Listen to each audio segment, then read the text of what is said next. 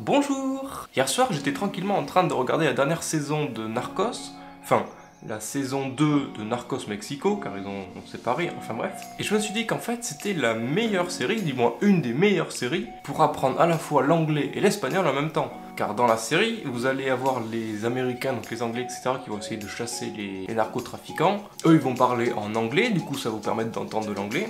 Are you so arrogant to think you had any influence over my actions? That I put my life and the life of my family at risk for American policy objectives?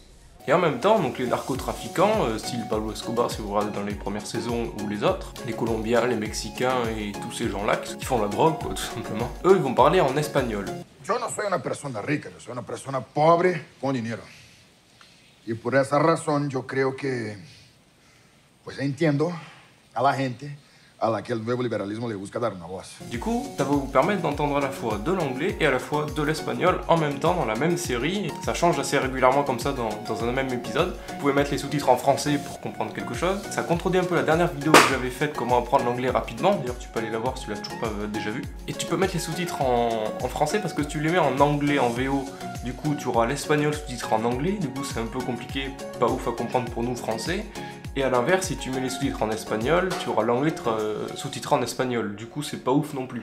Du coup, je pense que cette série, tu peux mettre les sous-titres en français pour comprendre et t'entendras de l'anglais et de l'espagnol en même temps. Si j'avais su ça pour le bac, ça aurait été quand même beaucoup mieux, hein.